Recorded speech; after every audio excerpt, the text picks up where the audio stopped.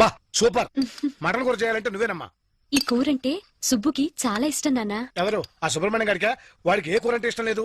అయినా వాడితో నీకు స్నేహం ఏంటమ్మా? నీ క్లాస్ లో ఆడపిల్లలే లేరా? ఎప్పుడు చూసినా వాడి గ్యాంగ్తోనే తిరుగుతుంటావు. అందుకే నేను అమ్మమ్మ గారు ఊరెళ్ళి చదువుకోవే అంటే నా మాట వినవు. అదేంటి నాన్న, సుబ్బు నేను చిన్నప్పటి నుంచి ఒకే దగ్గర పెరిగాం. ఇద్దరు ఒకే దగ్గర పెరగల. వాడే నీ దగ్గర పెరిగాడు. వాడు పలక పగల కొట్టుకుంటే నీ పలక ఇచ్చావు. వాడు పుస్తకాలు చింపుకుంటే నీ పుస్తకాలు ఇచ్చావు. వాడు ఫీజు డబ్బులు ఖర్చు పెట్టేసుకుంటే నువ్వు వాడి ఫీజు కట్టావు. హాయ్ కుటుంబరావు. అంకుల్ చూసావు, కరెక్ట్ టైంకి వచ్చాడు. ఏంటి సుబ్రహ్మణ్యం, ఏంటి సంగతులు? సుభాష్. ఏంటి ఈ టైంలో వచ్చారు సారు? ఈ అడుగు తినే వాళ్ళకి వేళాపాడా లేదు.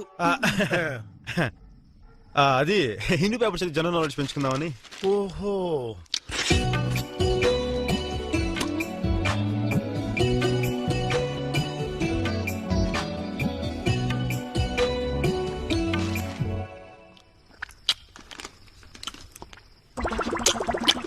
మాంసం తిని తిని ఒళ్ళు కొవ్వెక్కి ఒకటి గుండెపోటు.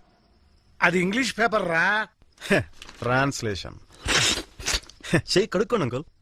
ఛా, మాకు తెలవదే. మిగిలిన కూరలు సర్దేసి ఫ్రిడ్జ్ లో పెట్టు. రేపు ఇడ్లీలో నంచుకోవచ్చు. డీప్ ఫ్రిడ్జ్ లో పెట్టించాను. వీటితో సోది పెట్టుకోకుండా అన్ని సర్దేసి త్వరగా వచ్చి పడుకో. అలాగే. నేను కూడా బయలుదేరుతాను అంకుల్. Good night.